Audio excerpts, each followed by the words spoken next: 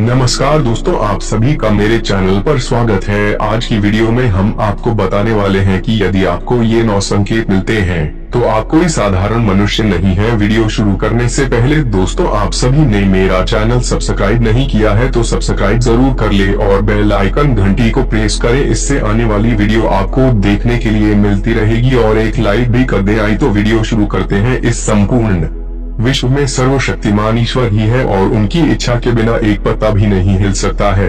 यह बात समय समय पर सिद्ध हो चुकी है कि ईश्वर प्रत्यक्ष रूप से भले ही दिखाई ना दें, लेकिन अप्रत्यक्ष रूप से वे इस संसार के कण कण में बसे हुए हैं। यह बात भी सत्य है कि हमें से कुछ लोग बहुत भाग्यशाली होते हैं क्योंकि उन पर ईश्वर की विशेष कृपा होती है और कुछ ऐसी शक्तियाँ उनके आसपास हमेशा विद्यमान होती है जो हर समय उन्हें सही मार्ग दिखाती है और हर मुश्किल में उनकी सहायता करती है। यही नहीं, यह ईश्वरीय शक्तियाँ कुछ ऐसे व्यक्तियों को चुनती है जो खुद भी सही मार्ग पर चले और दूसरे लोगों का भी सही मार्गदर्शन कर सके तथा उनकी सहायता कर सके। लेकिन हमें कैसे पता चल सकता है कि किन व्यक्तियों के पास अलौकिक शक्ति है या कौन से व्यक्तियों पर ईश्वर की कृपा है?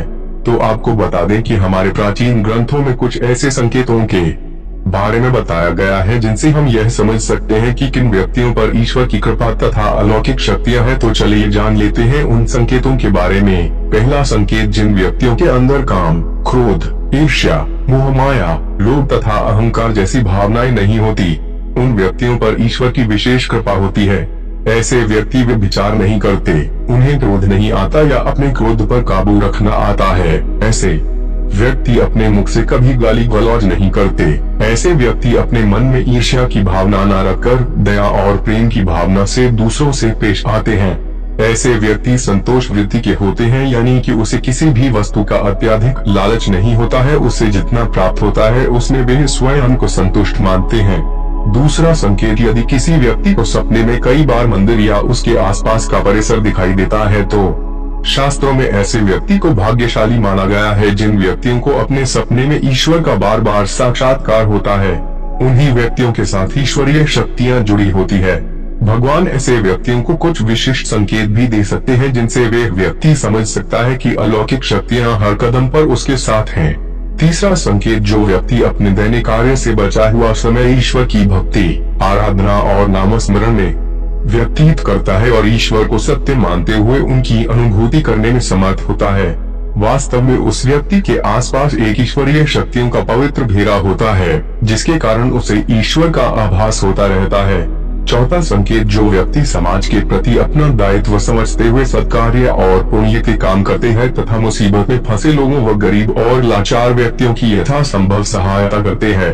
आपदा और विपदा के समय मनुष्य तथा पशु पक्षियों की हर तरह से सहायता करते हैं तथा वृद्ध, असहाय और अपंग लोगों की समर्पित भाव से सेवा करना अपना कर्तव्य समझते हैं। ऐसे व्यक्ति वास्तव में समाज के लिए उदाहरण सिद्ध होते हैं। लेकिन आपको यह बता दें कि हर कोई व्यक्ति यह काम नहीं करता है।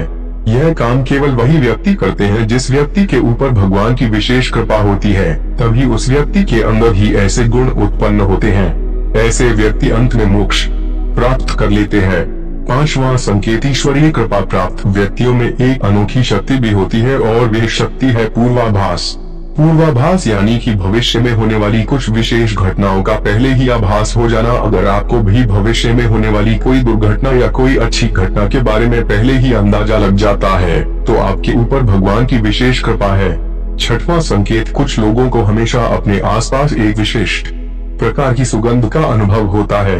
हमेशा सुगंधित फूल, अगरबत्ती, धूप या कपूर जैसे पवित्र सुगंध का जूठा सा हवा में तैरता हुआ महसूस होता है तो यह उसके आसपास ईश्वर की उपस्थिति का संकेत तथा देवी देवताओं का आशीर्वाद होता है।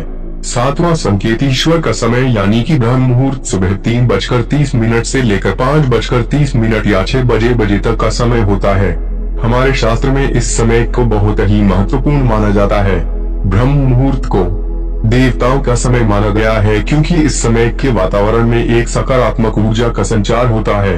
यदि किसी व्यक्ति की नींद प्रतिदिन ब्रह्म मुहूर्त में अपने आप ही खुल जाती है और वे व्यक्ति अपने अत्यंत प्रसन्न चित्त से अपने नित्य कर्म से निवृत्त होकर ईश्वर की आराधना करता है और उगते हुए सूर्य को अर्घ्य देता है, तो ऐसा व्यक्ति निश्चित रूप से ईश्वर की इच्छा के अनुसार ही ऐसा करता है। उसे ऐसा करने के लिए ईश्वरीय शक्तियां प्रवृत्त करती है, यानी कि ऐसे व्यक्ति पर भगवान की कृपा बनी हुई है। 8वां संकेत, कई बार हम किसी मंदिर या धार्मिक स्थल पर भजन कीर्तन या कथा सुनने जाते हैं। कितने भी सुंदर भजन हो या कितनी भी अच्छी कथा हो, बीच बीच में हमारा ध्यान भटक जाता है और हम कभी अपने घर के विषय में, कभी अपनी किसी समस्या पर या फिर अपने आसपास बैठे लोगों का विचार करने लगते हैं। लेकिन कुछ लोग ऐसे होते हैं जो भजन कीर्तन या कथा सुनने में इतने लीन हो जाते हैं कि उन्हें किसी बात का होश नहीं रह जाता। उन्हें बस अपने आसपास पवित्रता का एहसास होता है और बहुत ही शुभ ध्वनियां सुनाई देती हैं।